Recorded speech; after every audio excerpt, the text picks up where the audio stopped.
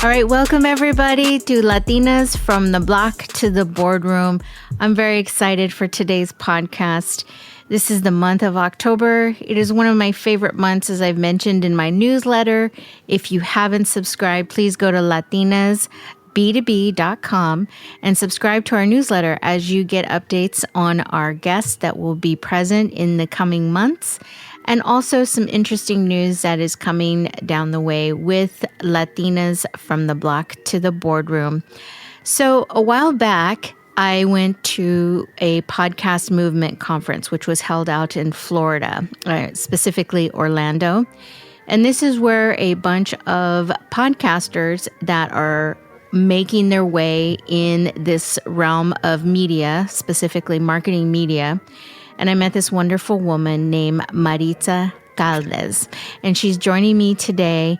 She has a podcast called Terror en los Bordes, and she has a awesome podcast that is in Espanol, and she tells us her stories from her maiden land, which is Colombia. She is a Colombian woman.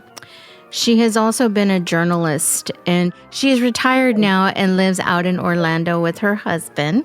But she writes these wonderful stories, and today we're going to talk about some of these stories as they pertain to our cultura.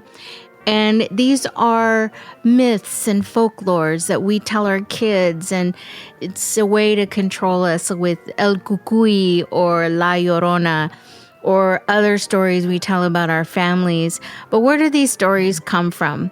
They are passed down through migrating from country to country, and it comes from something very spiritual that has happened in the past, and it gets evolved over time, and certain cultures adapt it to their families or to their country. And so I want to bring in Maritza Caldas to talk about stories that pertain to our cultura. And these stories get written and told within our families, and they get passed down to where we want to share them during these times, especially during Halloween. And what does that mean when we tell about El Cucuy and La Llorona? And these are stories that are in Espanol.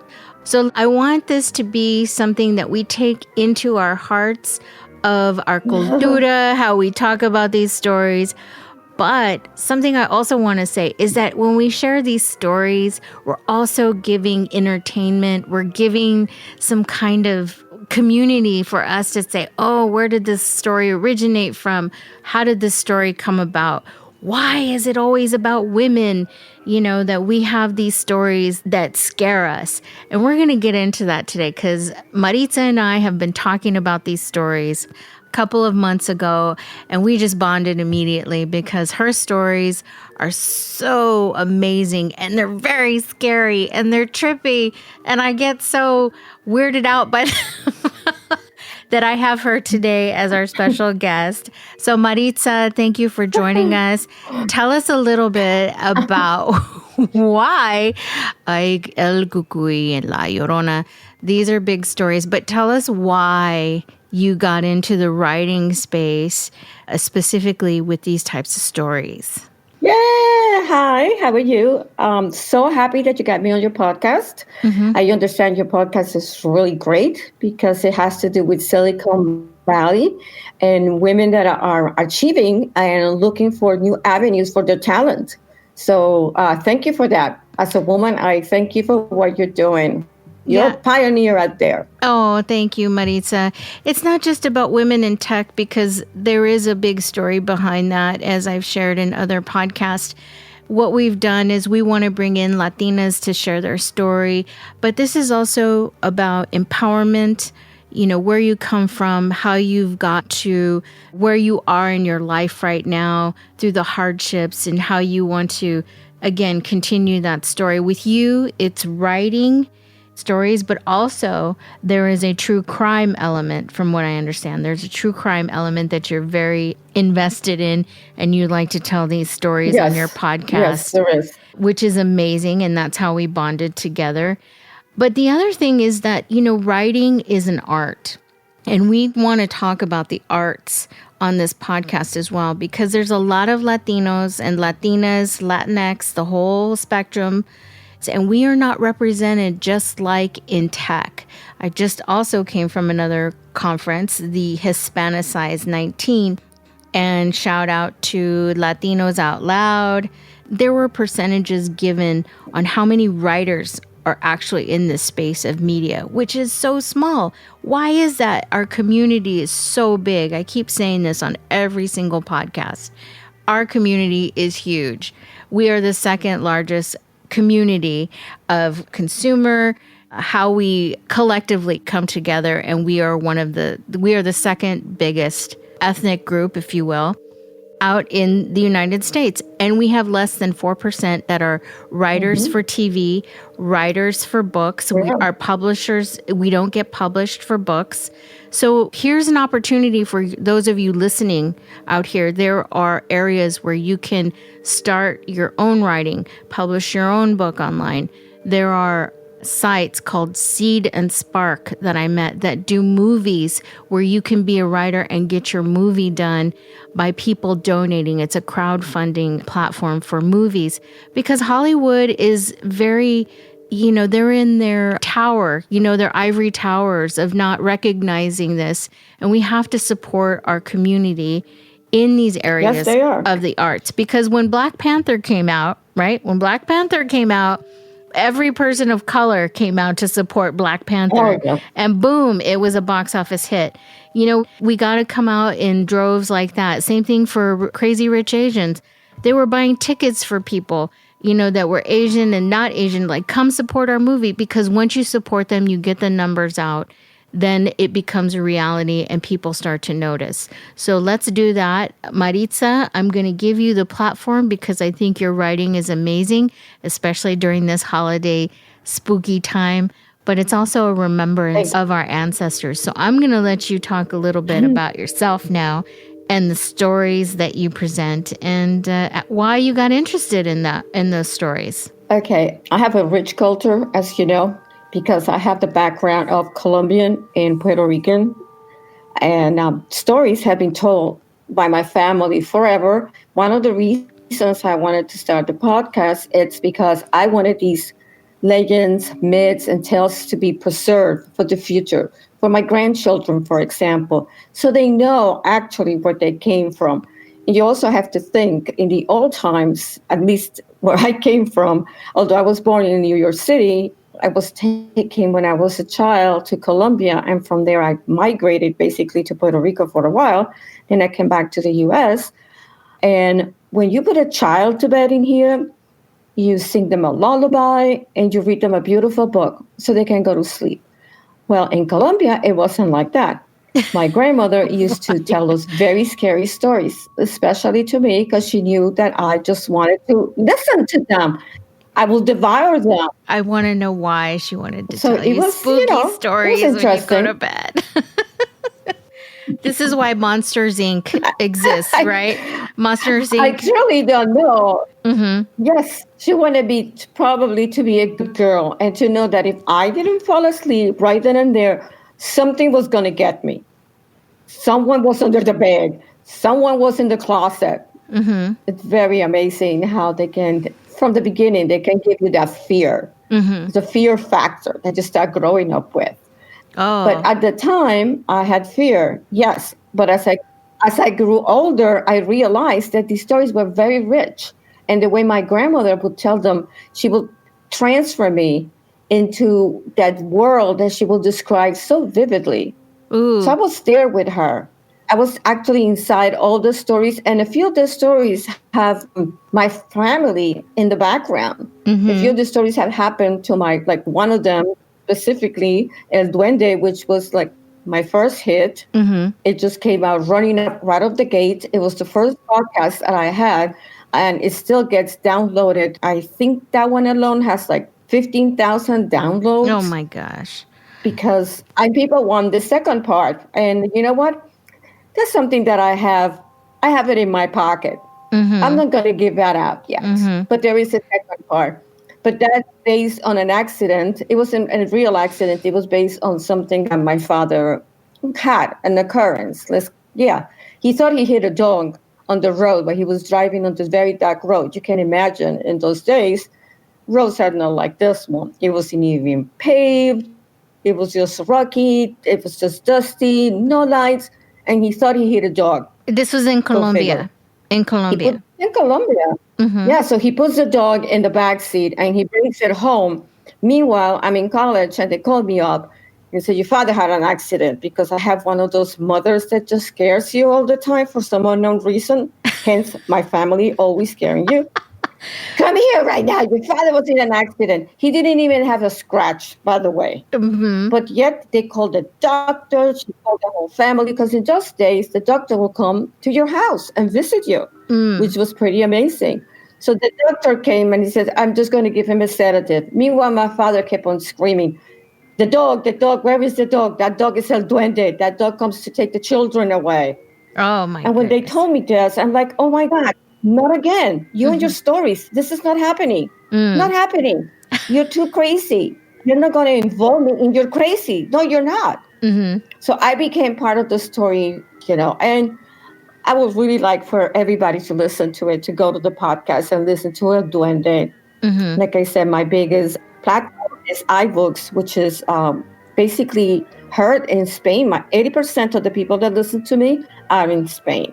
So I can see the cultural want, the cultural need that they have.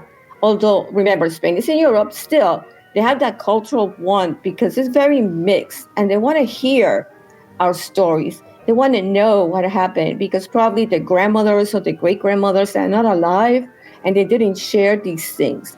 But I was one of the lucky ones. Right. So when you talk about these stories, right, let's just say right now that your granny, your abuelita, was not this one that was making conchas and chocolate and giving you hugs and, all those warm But fuzzies. She was, but then, So she was but like, that was during the day. At nighttime, yeah. She was the perfect abuelita. She was like your essential abuelita. oh my goodness. But still, at nighttime, the tales were, yes. Right. But then later she started giving me some of the family tales, which were amazing as well. And hence my writing commenced. So I didn't want them to go into deaf ears. Oh, okay. So if I'm going to reference a movie here. So she was like the Gremlins. So she was all cute and fuzzy and warm and happy, but you get her at night around water and she turns into, So she was Gizmo during the day and then she turned into a gremlin at night. You're right. That's terrible, but that's a very accurate description. No disrespect to your abuelita, but I'm just saying. No, thank you. Yeah. Very strange, isn't it, that at nighttime, all of these things will come out of her head just to let me know, hey, behave. Right. How can you sleep when somebody gives you all these stories, even though they give you hot chocolate just before you go to bed? Right. It's like I'm still looking out the window thinking, oh my God, there it is. Right. So, Maritza, one of the things we talk about is the stories that are passed down and they're so rich and, they come from our culture. So I know that you talk a lot about how your abuelita influenced you from the stories and your history within your family. But, this is a very special time for Latinos because we celebrate, the Dia de los Muertos and we celebrate Usi and we put, our ofrendas up and the pictures and, a lot of the things were sensationalized by Pixar, which is just around the corner here. Hello, Pixar, doing Coco, right? So that kind of Coco elevated, this whole thing about, Dia de los Muertos. And I feel now the culture is being appropriated. But I always feel that Halloween had, started that little, I want to say, consumerism here in maybe the United States, where it's really kind of a spiritual thing. But you said that your grandmother, from us talking, she used to make costumes, right? Didn't she used to make costumes for Halloween? And this is, a long... Best costumes ever. Yeah. And she was showing... Long time ago. And do you think that because of that, this... The picture she has... Well, after she started making all these costumes, she had albums and albums of photographs, very old photographs. Remember, try to imagine photograph with Charlie Chaplin. We're talking about the same kind of photo. And I You mean swear, and in antique? these, It's I like will an see my antique father. photo. All yes, yes, totally vintage because it Hmm. is. They were vintage. They are vintage, and I could see my father as a youngster, as a teenager, all dressed up. I remember seeing him as a lion tamer, and my aunt all dressed up. She was wearing like a harem suit, beautiful costumes, and all of them were made by my grandmother. Mm. Amazingly so. And I started doing this years later. I had a shop on eBay, which I used to sell my customs, and they used to go for like hundreds and hundreds of dollars. Wow. And all of these were inspired by movies that they were currently showing. But at all times, every stitch at a time, I was thinking about what will grandmother do? What Mm-hmm. will she try to let me know with Mm-hmm. this costume? Mm-hmm. How should I proceed now? Mm-hmm.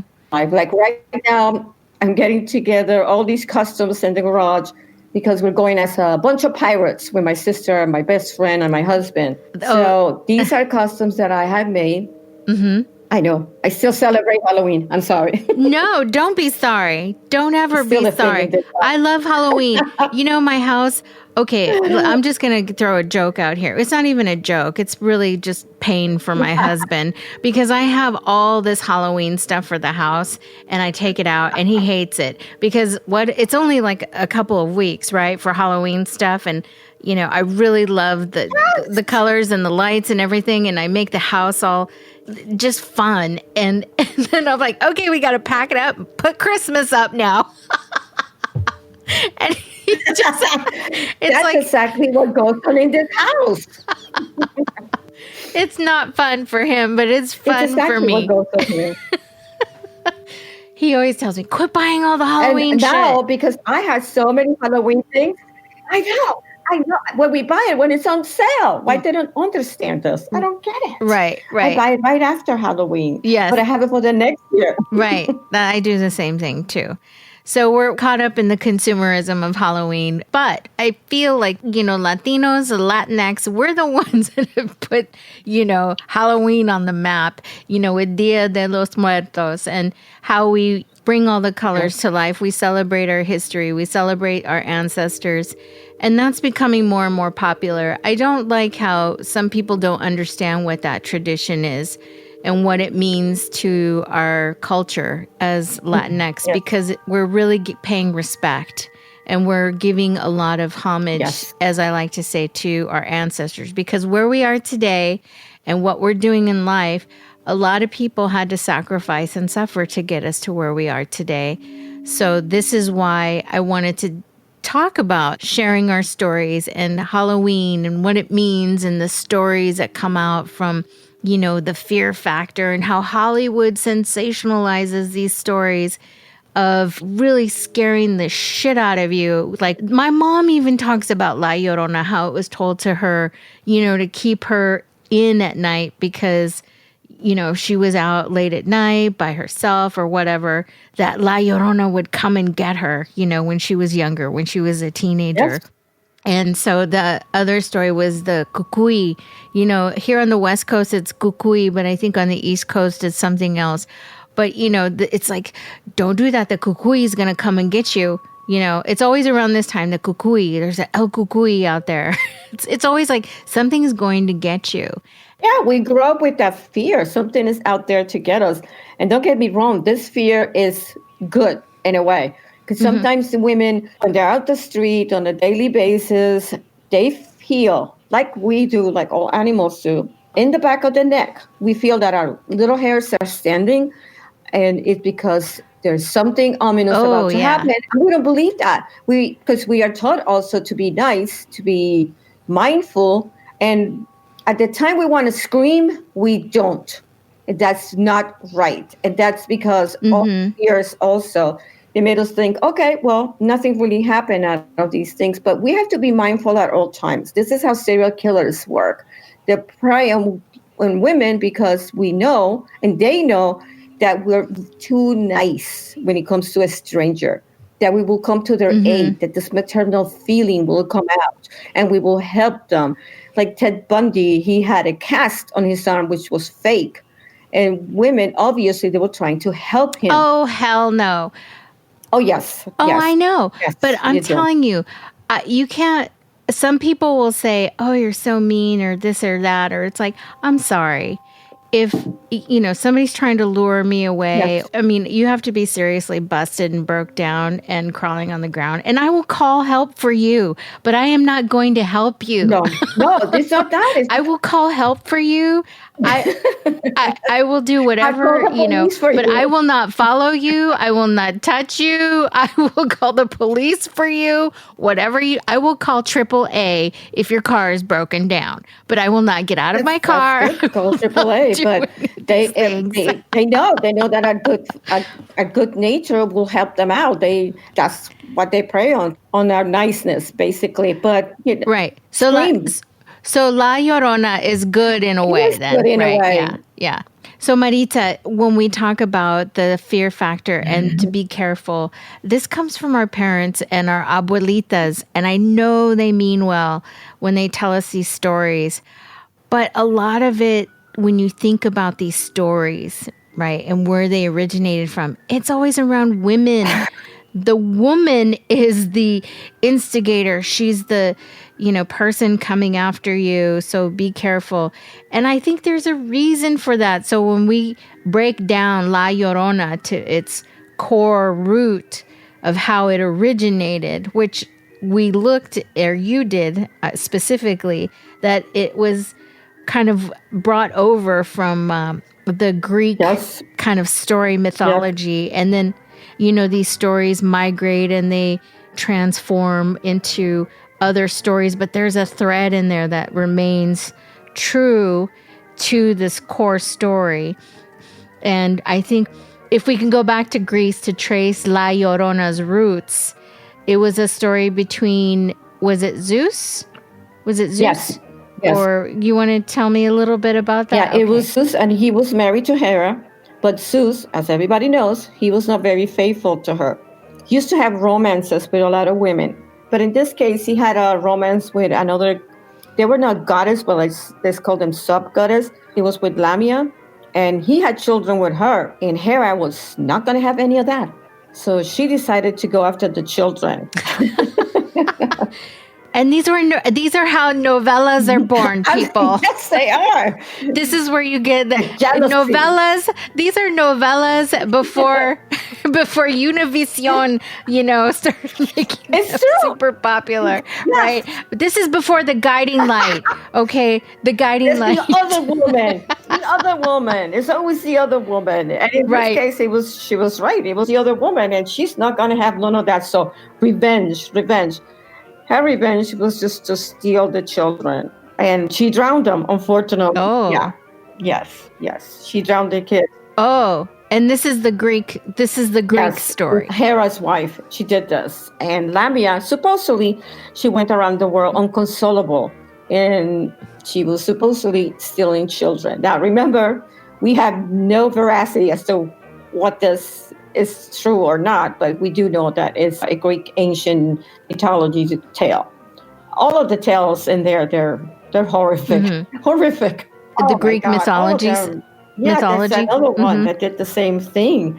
Medea killed her own children because Jason, who probably everybody knows Jason because Jason of the Argonauts, and as we see Jason in the movie, he was also having romances with everybody. Lo and behold, his wife is in another city while Jason is out there on a ship. So he did the same thing. He had an affair with another woman. Here we go again.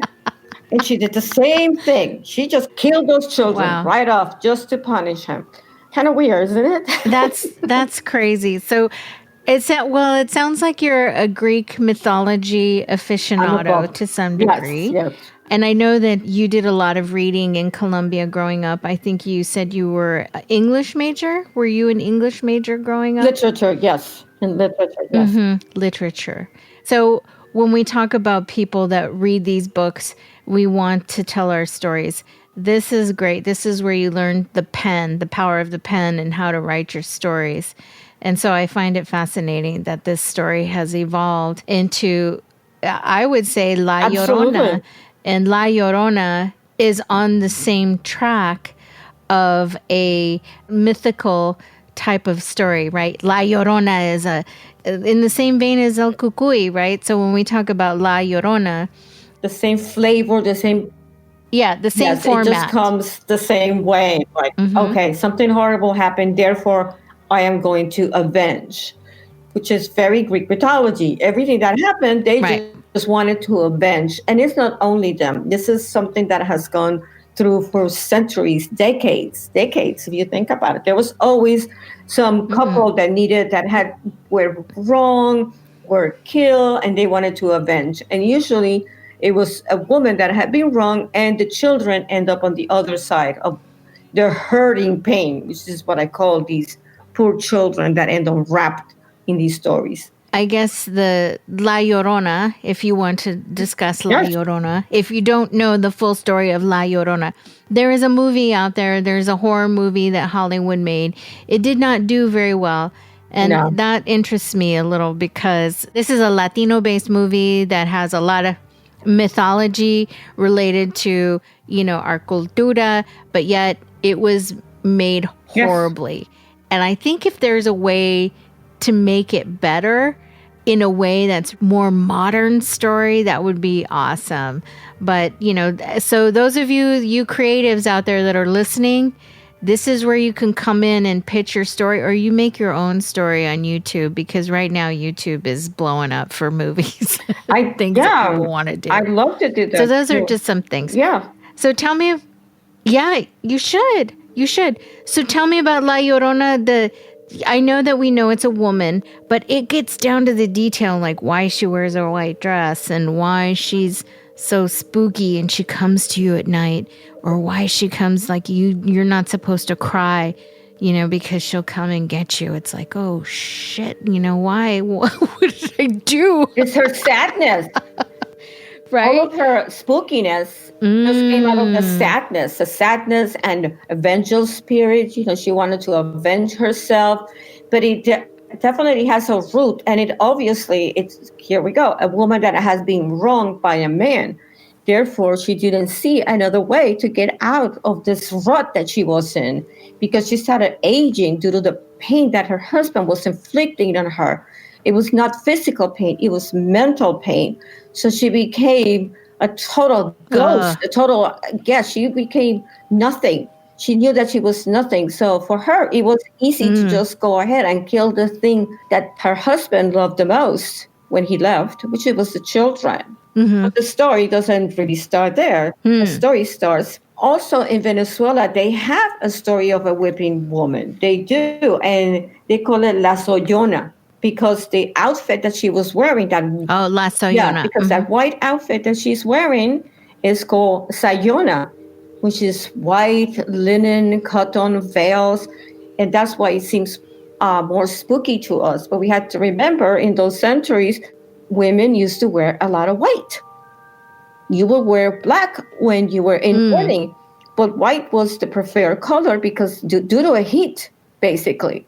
That's why there's a lot of white. We will see a lot of white in summer places, in places where the heat is oppressing, like, for example, in Mexico, where the story takes place. And I do believe that the story is true, absolutely true. Wow. So, as they call her, why do you I believe it's true? Because it's just too tender. It's just so much from the heart that you can actually see yourself in La Llorona in so many ways. Because who hasn't been in a place like this? Probably all of us. She had great parents. They loved her. They loved her to death. She was a beautiful child. She lived in a little town with her parents, and her name was Maria. Her skin was glorious. She had a skin like porcelain. And she had this brown flowing hair. And you remember in those days, people did not really cut their hair. So her hair was like waist long. And she had soft curls. Everybody in the village knew about Maria. But everyone wanted to marry her. But, it's one of those things that you're sort of afraid to marry the most beautiful woman in your village. And she was very pious. She used to go to church a lot. And I've seen things like that. A rosary that is made out of silver and pearls. And it was supposed to become, yeah, it was supposed to be given to her, and it was a Spanish rosary. And she was always, because it was summer and her skin was so delicate, she wore white. And she was very, very spoiled by her parents. Although they were poor, they would go to extra lengths to give her whatever they wanted, you know. And so here we go. A man comes in the picture, and he hears about her. He's just in town for like a day. That's it. So he hears about this beautiful woman. Wait, was he like a pioneer? He was looking for business opportunities. Being a very rich person, he was looking for a lot of opportunities, you know, that were available at the time. Remember, as soon as you had a little bit of money, there you go. You can go and start traveling all over the world and basically be the inventor of Microsoft. Because there's opportunities. There was a lot of opportunities there. These were opportunities for men, but not for women. Because again, in the culture, right, women relied on men for economic power during this time. Before they married with the parents. You know, women were very dependent for economic gain, wealth, and also how to rise within the community. Correct. So these things are still relevant today in some countries, which is very sad. And that just shows you how oppressed women still are. But this story, right? Yes. So if there's any men out there listening, you got to watch out. Because I think La Llorona is more for them. It is. It's more of a story about how you should behave in a marriage. After you woo this beautiful woman, they tell you about it. And then you're hiding behind a rose bush as she's exiting church, and it was love at first sight for him. It was, that's it. He was drawn to her. He loved her, of course. Who wouldn't? And because he had money, he went to her parents, and she found him very nice as well. You know, very educated. He had money, very well spoken, and she was impressed with him. She was impressed by the aura that he actually gave, and the parents were as well. So they gave Maria's hand. They gave it to him. They said, okay, you can marry our daughter. Parents had the best intentions in those days. Some of them, because we know about, right. That's another whole bowl that we have to speak about. The honor killings, for example. That's another bowl of spaghetti. Let's put it that way. But yeah, I know, that's amazing. But these parents, it's a whole other plate of meatballs. Yeah, unfortunately. But these parents were very nice. They loved her, and they thought that this would be the best for their daughter. Not only that, but in this case, she consented. Something that is not given to other women in other places of the world. You're not able to consent to a marriage. They just marry you off for the heck of it. And these marriages don't end up so well. But Maria's marriage ended up well in the beginning. He took her away to another town to build her a beautiful home. But the town was like 60 miles or so.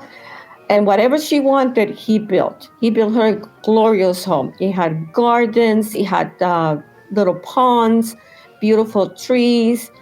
But unfortunately, he started working as he was before, and he's traveling more and more. So here we have Maria all alone, pregnant at this time with the first child, and at home in her own little world while her husband is gallivanting. And obviously, what do you think is going to happen? You're traveling, you're going to meet someone else, and your pregnant Maria is at home waiting for you, and you just take that for granted, that the woman you marry is going to be there all the time. No wonder they still do this. Oh. Yes. Yeah, they think that we're there just to watch. Right. So the premise of La Llorona is you better respect your woman. Don't take her for granted. Don't take her for granted. But the sad part is, to this story, as we all know, is if there was some reality to this, that most people at the time didn't understand, the psychological consequences of postpartum and after birth. That's what happened to her. She went into it, which is a hormonal transition that your body goes through after birth, which I've never experienced, but I've heard and seen some stories where it's very hard for you to come back into where you were Yes. before birth. It's like a whole transition. And when times are hard and you're under a tremendous amount of stress and you don't have your family by you, you are going to freak the F out. Absolutely. You're in a place that you don't know And you will do some some crazy shit.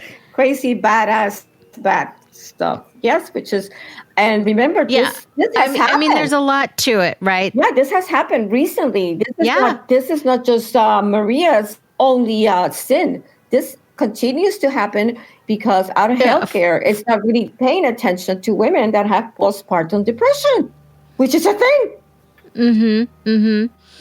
Right. So It is a thing. yes, And so the basis of La Llorona, right, was the story moves on that her husband was gone. He has an affair, right? yes. She comes back. She has kids. She- And then he leaves her, right? leaves The her for story weeks. goes Uh-huh. on. He leaves her. At some point, yeah, because Maria has another Yeah. child. In one of his trips, obviously, she got pregnant and then she had a daughter. But this time, the trips are longer and longer. And Maria, desperate, one day, she's walking. Just imagine this girl. She must be like late teens. She must be 19 to 20. But due to the stress, like you said, and the pain, she's aging rapidly. She's always crying. She goes one day to this little pond that is by the house and she's crying. She's basically filling the pond. And in the image of the pond, she sees her husband and she is so happy that she sees him in there. And she thinks this is a great omen. Unfortunately, she also sees another woman in the reflection. So Maria starts getting more worried and more preoccupied. And lo and behold, he comes home one day and he says, I am leaving you for a younger woman. How many of us have heard that? Every woman's nightmare. Yes, yes, yes, yes. It's Right there, right there. I mean, that's just.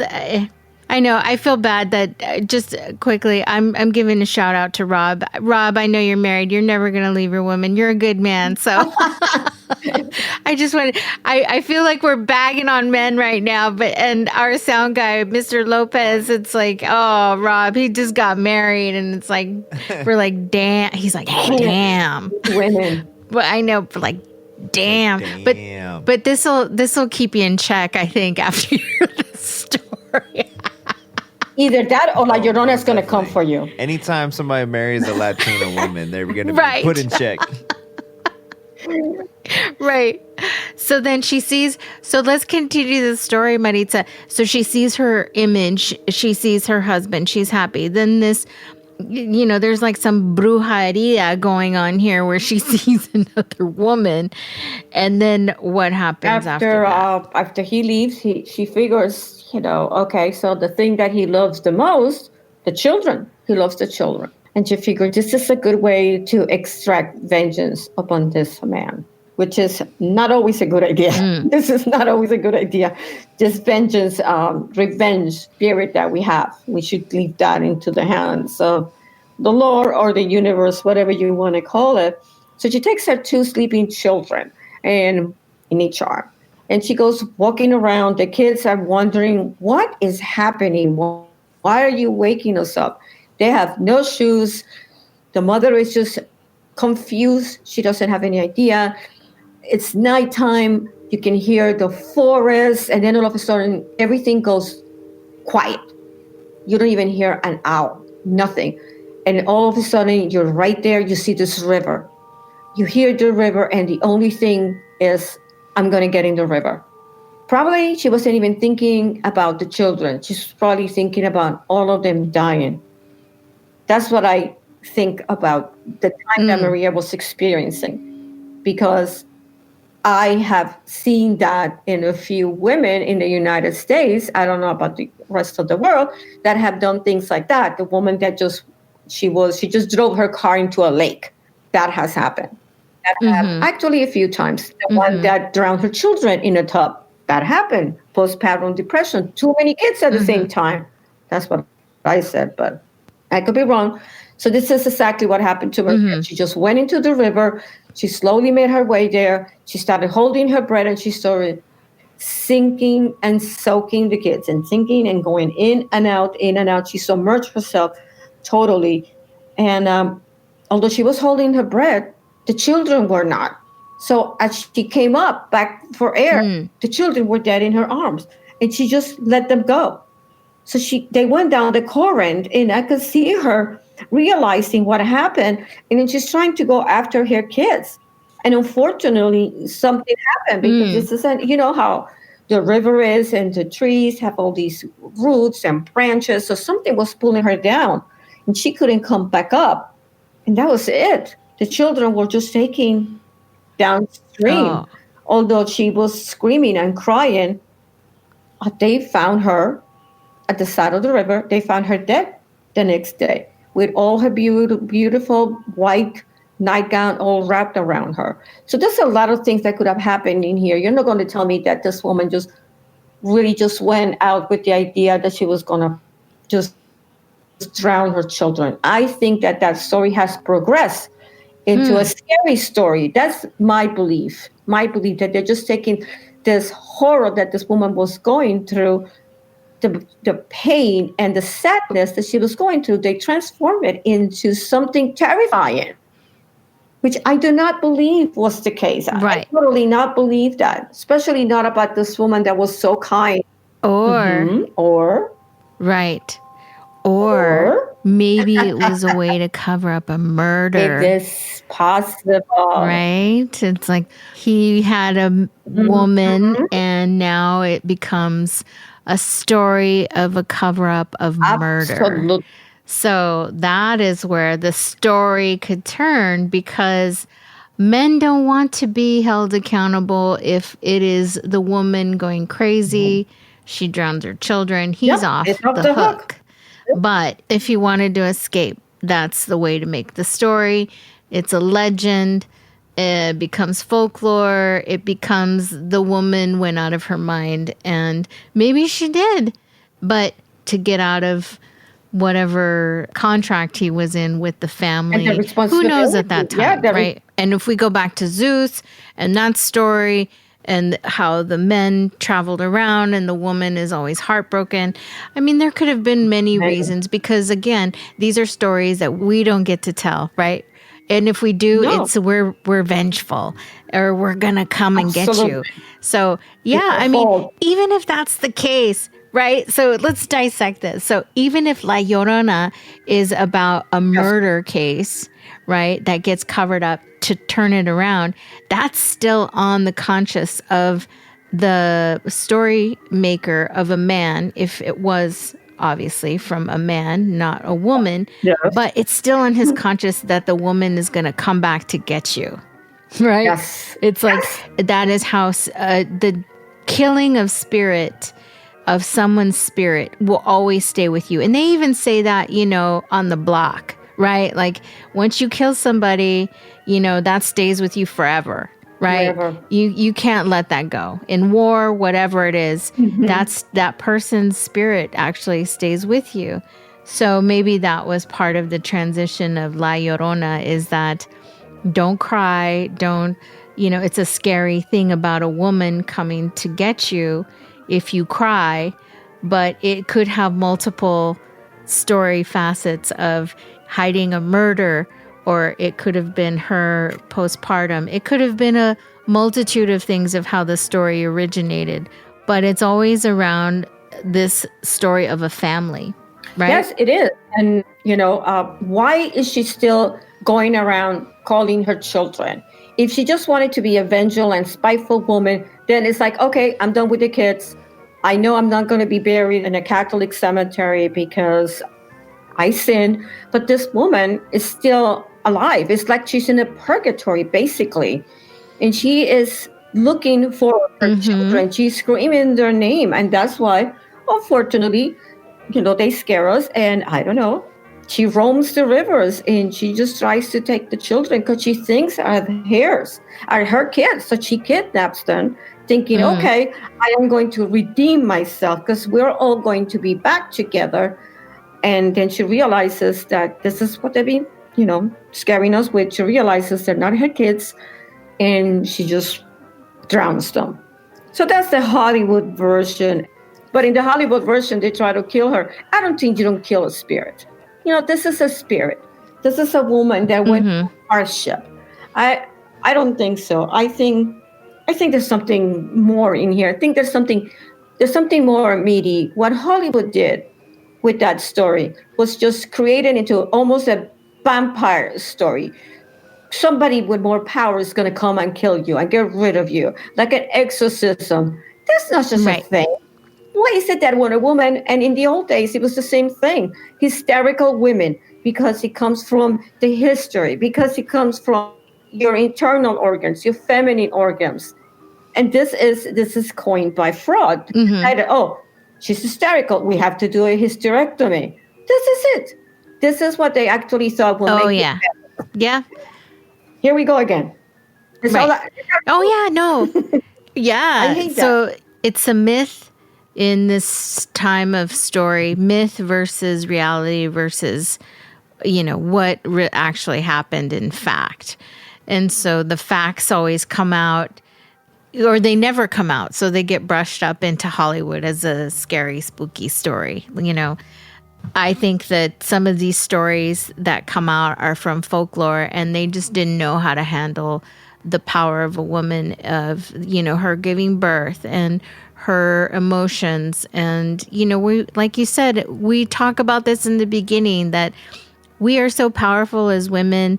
We do so much for our families and communities that when that power is really expressed, it kind of freaks people out. Yeah, they think that we're too strong. Yes. And I think La Llorona comes from that, here we are doing these things. And when we get excited or we get crazy because our love is so strong for our family or community or whatever, people don't understand that our love and how it comes out when we can't control it in a way that's more positive, it comes out in another way. And I think that's where it becomes vengeful, right?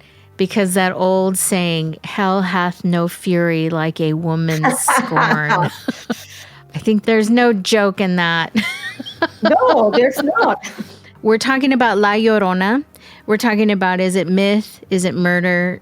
What actually happened? And we're also infusing this with the power of storytelling and how we as women are very strong communicators of our history.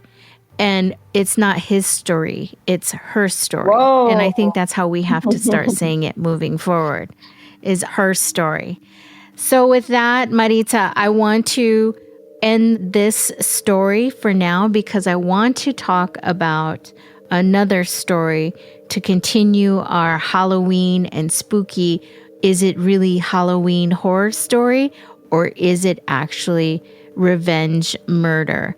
I hope this empowers women and they stop thinking about these legends as Hollywood would like us to believe them.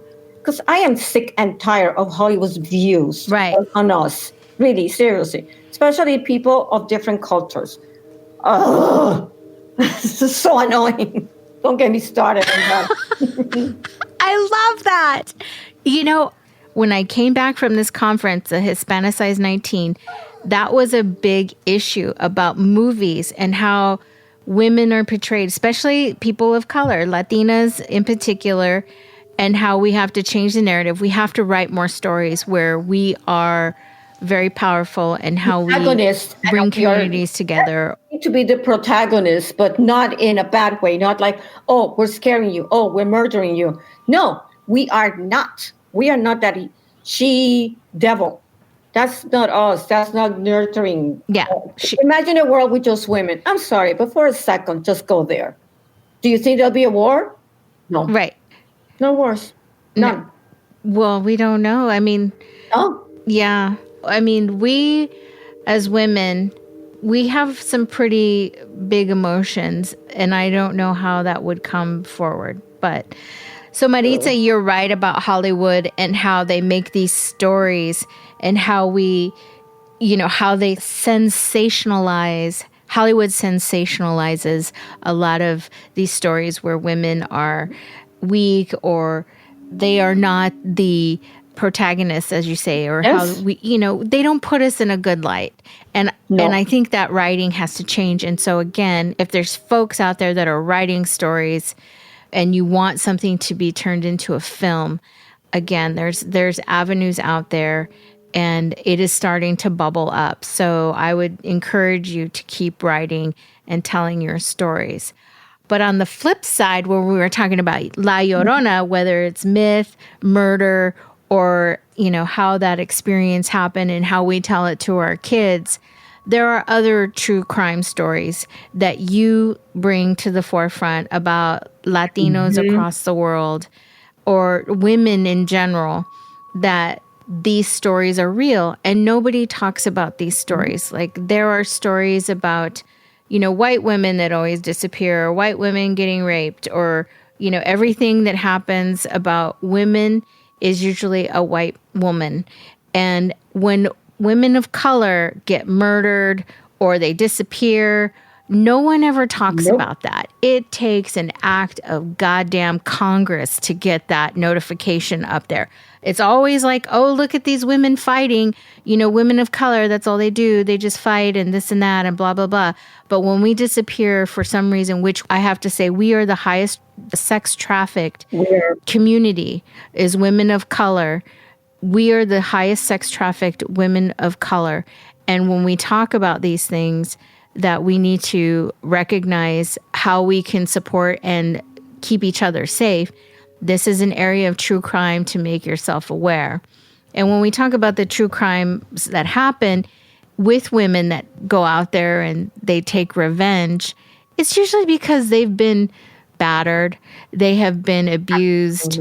If we want to bring in the whole, this is October Domestic Violence Awareness Month, there is some serious vengeance that comes out from a woman that once their emotions, they don't know how to process them. This is what ends up coming out. And it's usually out of, a love, like La Llorona. This was a whole love story, right? Of how she took the kids and things of that. When we go to true crime about women, there's a few stories about black widows, which, women that prey on men that kill them because, whatever happened to them in the past, they go after them. And so they're known as black widows. But when we talk about true crime, we're talking about women of color that disappear. And this goes across our community. This goes across transgender. This goes into the LGBTQ community. Mostly people of color that disappear or get trafficked. You never hear about them. So in this true crime part of what you do, Maritza, why is it so important that you tell these stories? Well, I found a soft spot for this because I lived in Santa Fe in New Mexico, and a lot of tribal women lived there. And I didn't know this at the time, but to me, that just went into my heart. Tribal women are the most sexually abused and trafficked, yes, but the sexual abuse occurs within a family member when they're about 8 to 12 years old. So what do you think these girls are going to do? They're going to try to run away. They're going to try to leave. Then they see themselves on the street, and how they're going to support themselves.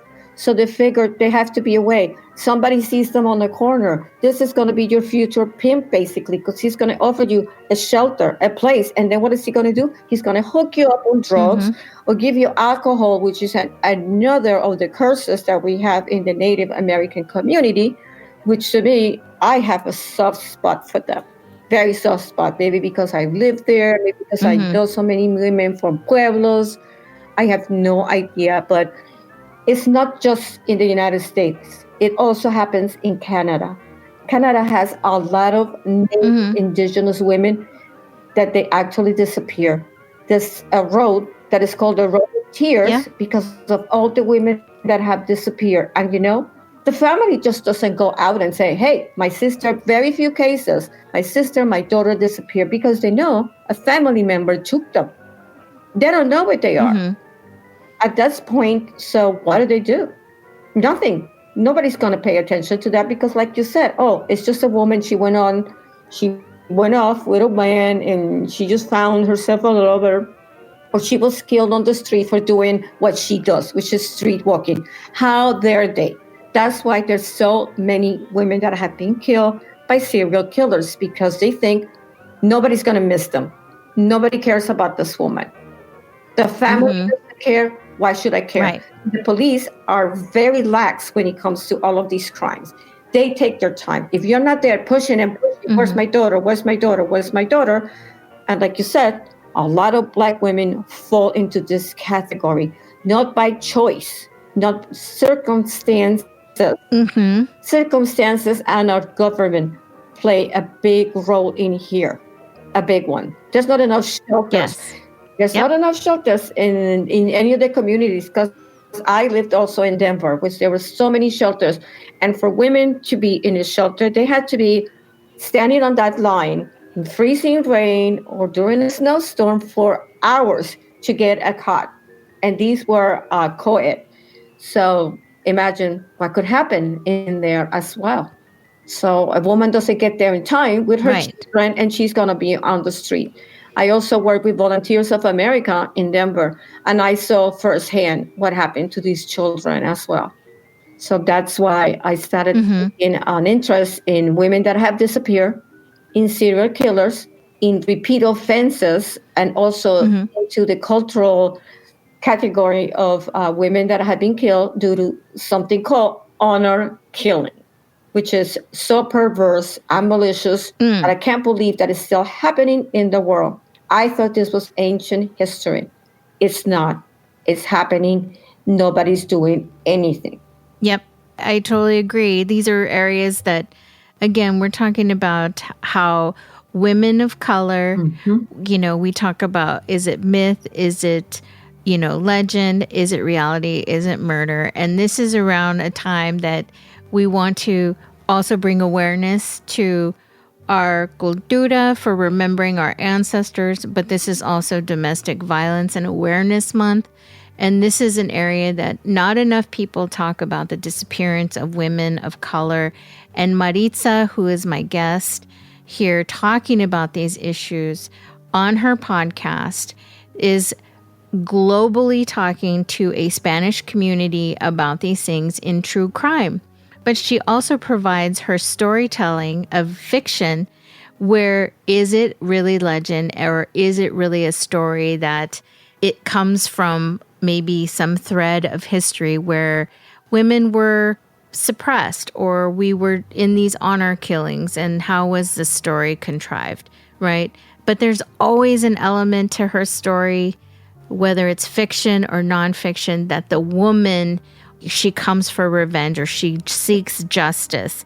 And just like Maritza, who's on this podcast with me today, she seeks justice for those who have passed on, who had no voice, who have disappeared, and how we tell our stories. It is her story that needs to be told. Maritza is doing this globally through her podcast, Tero en los Boros, which you can catch on the Apple Podcast, Stitcher, or Google Podcast. She's also on Twitter. So if you'd like to tweet her about some of these stories, you can also do that, because she wants to hear your stories. She likes to tell these stories across the globe. And when we talk about the honor killings and women of color disappearing off the streets, these things are still happening today. And then when we talk about fiction, like La Llorona or El Cucuy, you know, are those really stories to keep us scared, or were they really part of women that were missing or that have disappeared? So when we talk in these collective stories, we want to bring awareness, and specifically around the month of October. This is Domestic Violence Awareness Month. I think the color is purple, but we also want to remember our ancestors that have given us this opportunity to speak on our cultura, to raise awareness, and to be in this grateful moment that we are alive and we can support each other as a community in Latinx. So with that, Maritza, I want to support you in any way that we can. I know this was a little up and down in the storytelling, but I think it's really important that people understand, like, oh yeah, there's Coco and there's this, Yes. movie that's all fun. But there's a lot out there that it comes from, our community we need to recognize. So Maritza, I want to thank you again for being a guest here on Latinas from the Block to the Boardroom. These stories you shared with me are very empowering, and I hope it gives a lot of community out there the ambition to write her story and to produce her story and to film her story, whatever that may be, where we can be empowered and hold each other up. On another note, I also want to thank you, Maritza, for taking this time in your day and for connecting and keeping in touch with me from the podcast movement. We like to thank the podcast movement. Shout out to the podcast movement and other Latinos that are out there podcasting. It's always good to collaborate, and I think this shows that we can support each other in those ways and sharing her story as well as our collective story.